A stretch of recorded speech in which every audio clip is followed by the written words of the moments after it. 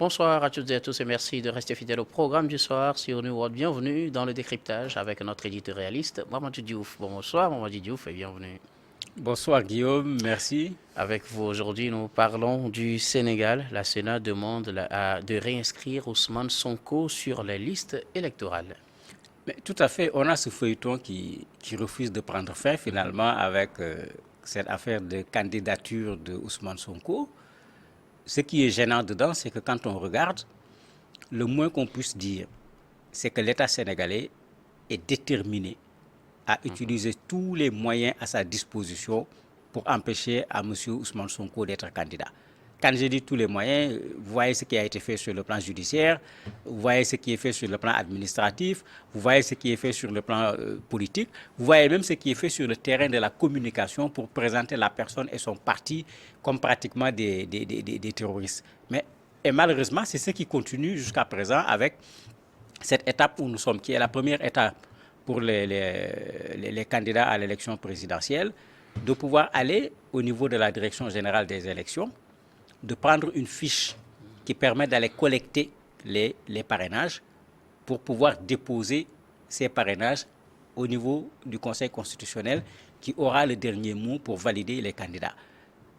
Est-ce que c'est à la direction générale des élections de le faire? Mais l'essentiel des juristes sénégalais, de ceux qui font droit administratif, tous ont dit que ce n'est pas à la direction générale de le faire. Mais si ce n'est pas pour des raisons politiques, puisque d'un point de vue administratif, quand vous interrogez les spécialistes de l'administration, ils te disent que ce n'est pas son rôle. D'un point de vue juridique, quand vous regardez ce qui est écrit au niveau du code électoral, et d'ailleurs quand la Sénat ordonne, puisque c'est de ça qu'il s'agit, qu'on remette Ousmane Sonko sur la liste, ils ont produit un document de 4 pages. Et dans le document, ils citent les articles du code électoral, dont un article particulièrement intéressant qui permet à la Sénat de donner ordre à la direction générale, mais qui permet en même temps à la Sénat même de se substituer à la direction générale si la direction générale ne fait pas ce qu'on lui dit. Et l'ordre doit être respecté aussi bien par les candidats, par l'État sénégalais que par l'administration sénégalaise. Mais vous voyez, si ce n'est pas qu'on veut empêcher à Sonko d'être candidat, pourquoi refuser de donner à quelqu'un une fiche de parrainage, une fiche qui ne lui permet pas, au moment où on lui donne la fiche, d'être candidat? Parce qu'il doit aller chercher les parrains. Les parrains doivent être validés par le Conseil constitutionnel. Et on a vu des gens venir avec plus de 50 000, 60 000 parrains lors de la dernière élection présidentielle. Et leur parrainage n'avait pas été validé par le Conseil constitutionnel. Mais c'est quoi cette précipitation? On n'est même pas encore à la validation des candidats. Et voilà qu'on fait pratiquement un blocus pour que son mandataire ne soit pas en mesure, je ne dis même pas de prendre la fiche, on l'empêche même de rentrer à l'intérieur de la direction générale. Mais très intelligent, il est venu avec son huissier. Il a dit aux gens, mais comme c'est l'administration c'est de l'écrit. On a dit non, nous avons reçu des instructions, comme on l'entend généralement, nous avons reçu des instructions fermes de ne pas vous laisser rentrer. C'est quoi cette fin de non-recevoir pour quelqu'un qui a tous les éléments qu'il faut, qui est officiellement le mandataire d'un candidat à la candidature et qui devait être reçu comme les autres ont été reçus et recevoir cette fiche pour le parrainage. La DGE met comme argument qu'il n'est pas du rôle aussi de la Sénat d'émettre un certain ordre de ce genre. Oui, mais c'est une grosse erreur. C'est une grosse erreur. La Sénat, si on prend l'article 13 du Code électoral, l'article dit clairement que la Sénat dispose du pouvoir de dessaisissement. C'est-à-dire quand la direction générale ne fait pas ce qu'elle doit faire, la Sénat peut dessaisir même la direction générale et agir à sa place en termes de substitution. D'ailleurs, quand vous regardez le document que les avocats de Sonko ont adressé à la Sénat, ils avaient cité tous ces articles. La Sénat, en donnant injonction également à la direction générale, a cité l'ensemble de ces articles. Ça veut dire que d'un point de vue juridique, autant au niveau du camp de Sonko, quand il a fallu introduire la requête au niveau de la Sénat également reconnaît la pertinence des articles qui ont été cités par la requête faite par les avocats de Sonko pour demander à la Sénat que la DGE respecte l'ordre qui a été donné par le juge de Ziguinchor demandant à ce que Sonko puisse être d'abord réinscrit et qu'il puisse bénéficier de cette fiche pour pouvoir aller chercher les parrainages. Donc quand vous regardez, généralement quand les avocats introduisent une requête, la structure répond en remettant en cause, en discutant, en interprétant. Quand vous regardez la requête et vous regardez la réponse de la Sénat, vous aurez même l'impression que c'est la même personne qui a écrit certains aspects. Mais ça veut dire qu'ils ont visé les mêmes textes qui sont des textes du Sénégal. Mais si l'État du Sénégal devient un État hors la loi, parce que c'est de ça qu'il s'agit, la DGE c'est de l'administration. Si c'est la DGE qui refuse de respecter la loi, mais c'est l'État sénégalais qui refuse de respecter la loi. Et c'est la deuxième fois. Et c'est pourquoi aujourd'hui les gens commencent à crier au scandale, puisque quand le juge Sabassi Faye a demandé qu'on réinscrive Sonko sur les listes électorales, sur ça également, le code électoral est extrêmement clair. À cause des délais, le code électoral dit que c'est des décisions d'application immédiate. Mais quand ils sont allés, ils ont eu l'intelligence, toujours avec ce mandataire, d'aller avec le jugement pour le signifier. Alors que d'abord, ce n'était pas leur rôle. Mais c'est pour qu'on ne vous dise pas, on n'a pas encore vu le jugement, on ne l'a pas encore reçu. Ils sont venus avec un huissier pour signifier le jugement et en même temps demander une nouvelle fois la fiche des parrainages. Mais on ne l'aura pas reçu. Même l'huissier n'a pas été reçu, ce qui ne se fait pas dans un État normal. Mais en ce moment, si l'État sénégalais se permet de ne pas respecter la loi, est-ce que l'État sénégalais peut après-demain demander aux gens de respecter la loi? Mais ça revient à ce que j'avais dit au départ. On est dans une stratégie qui veut faire en sorte que demain, si Sonko, par exemple, n'a pas de parrainage, qu'on dise, mais attendez, on ne l'a pas empêché d'être candidat, il n'a pas rempli la condition des parrainages. Alors que, comme l'a dit un des responsables du PASTEF, eux, ils ont besoin d'un seul jour. Pour rassembler tous les parrainages. Est-ce que ce n'est pas là-bas le problème? Ils ont besoin d'un seul jour. Même si c'est un seul jour qu'on leur donne, s'ils disent aux gens, hop, allez-y, en une seule journée, ils ont tous les parrainages qu'il faut, multipliés par le nombre qu'ils veulent. Et c'est là qu'il faut se poser des questions. Est-ce que c'est une question d'administration? Est-ce que c'est une question de droit? Ou bien est-ce que c'est fondamentalement une question politique? C'est-à-dire, voilà un leader politique qui, aujourd'hui, a au Sénégal ce qu'aucun leader politique n'a jamais eu.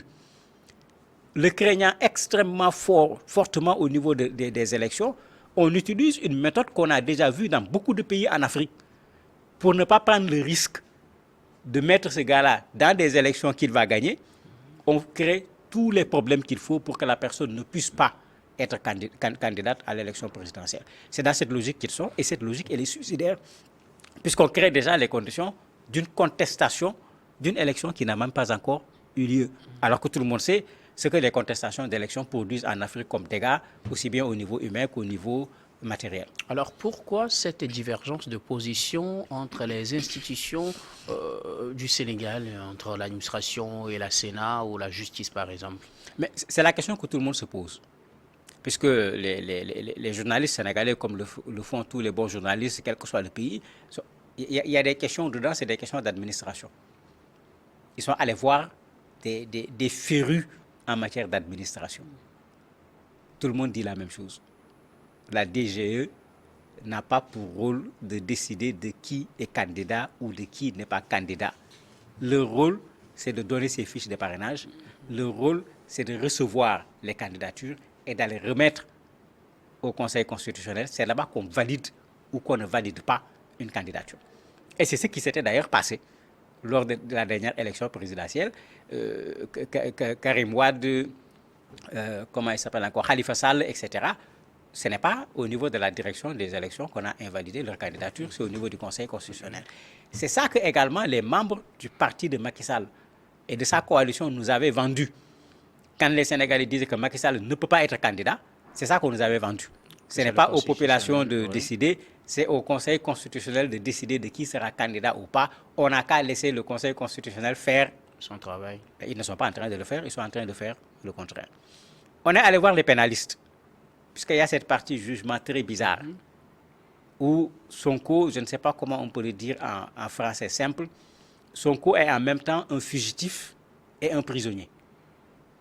Parce qu'en fait, je ne veux pas rentrer dans les textes de droit qui nous compliquent la vie là. On nous parle de juger par contumace, il nous complique la vie. Ce que ça signifie en français facile, c'est que Sonko est en même temps un prisonnier et un fugitif. Et il n'est pas prisonnier dans un autre pays. C'est-à-dire ceux qui le poursuivent, qui le cherchent, qui veulent l'attraper parce que c'est un fugitif, c'est eux qui le détiennent en même temps comme prisonnier. Pour une autre affaire. Oui, mais pas pour une autre affaire, c'est la personne ici. Parce que quand on regarde le texte, et tous les juristes sont revenus là-dessus, il y a le professeur Ndiak Fall, qui est agrégé en droit pénal, qui le dit clairement. Le ministre a ajouté dans la loi ce qui n'existe pas dans la loi. C'est le pour une autre affaire dont vous parlez. La loi dit si on l'attrape, la sentence, il dit oui, on dit ok, la condamnation est valable. Il dit non, la condamnation devient nulle et on reprend le procès dans les mêmes conditions. C'est clair, c'est net. Il n'y a nulle part où on dit si on l'attrape pour cette cause ou pour une autre cause. Et il paraît qu'en droit, il y a un principe très simple qui dit qu'on n'ajoute pas à la loi. C'est-à-dire qu'on se contente de ce que la loi a dit.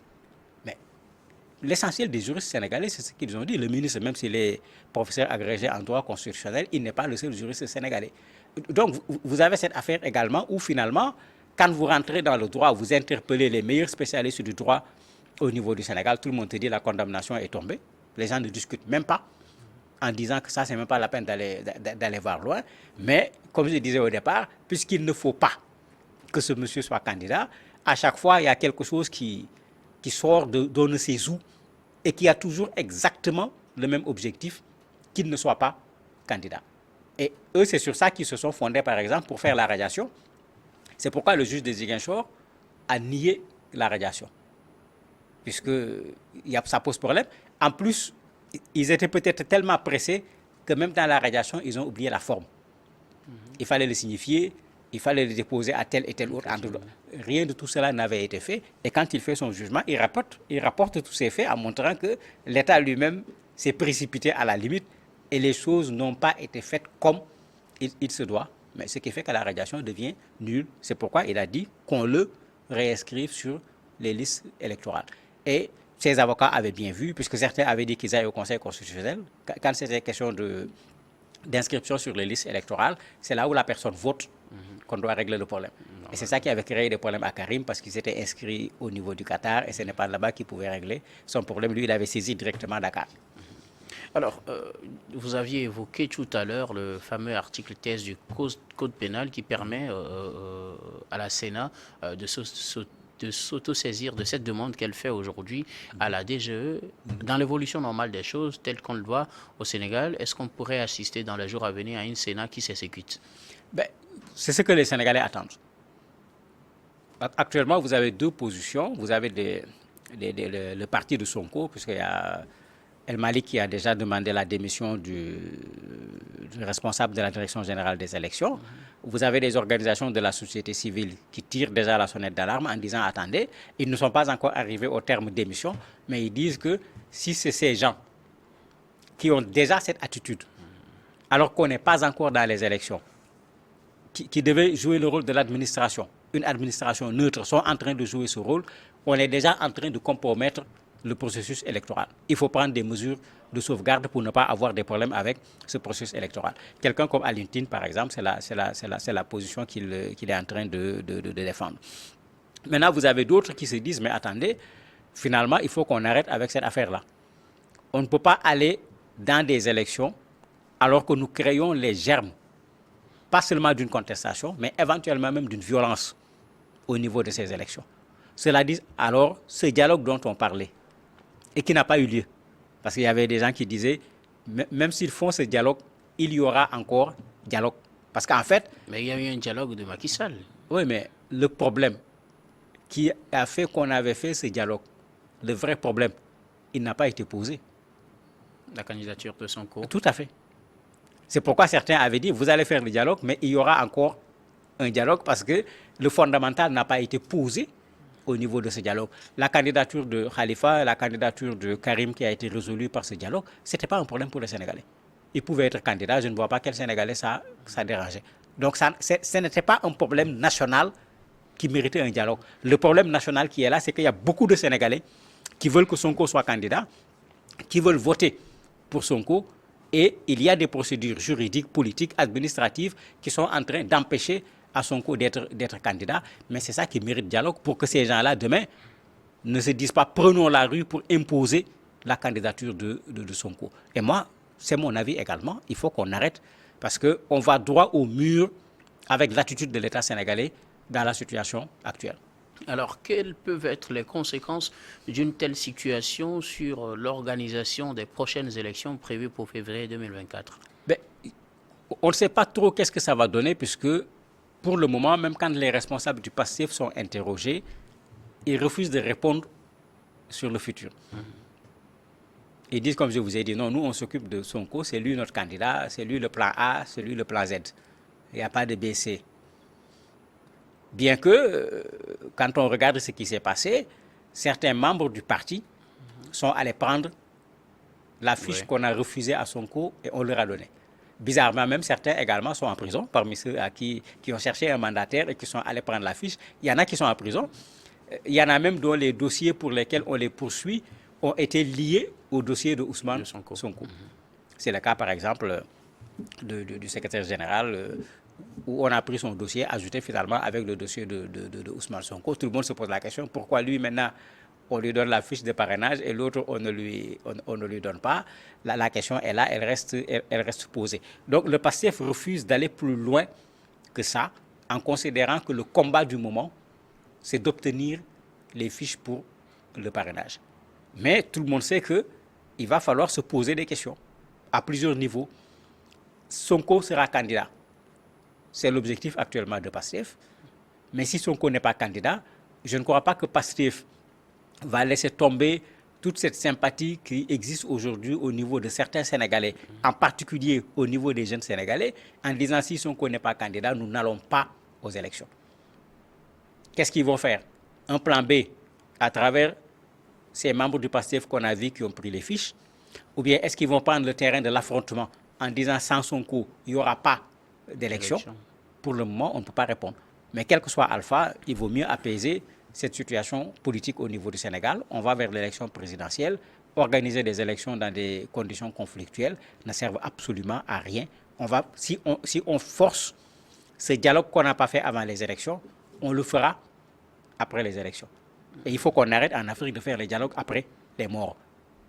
Un bon dialogue, ce à quoi il sert, c'est d'éviter les morts. C'est d'éviter les problèmes. Mais faire les dialogues après les morts, c'est une façon, excusez-moi l'expression, de se moquer de ceux qui sont morts. Merci beaucoup à vous, Mamadou Diouf, éditorialiste, d'avoir répondu à nos questions dans ce numéro du décryptage. Et merci également à vous, très chers téléspectateurs, de nous avoir suivis. C'est la fin de ce numéro du décryptage. Je vous retrouve tout de suite pour la suite du programme du soir sur New World Info.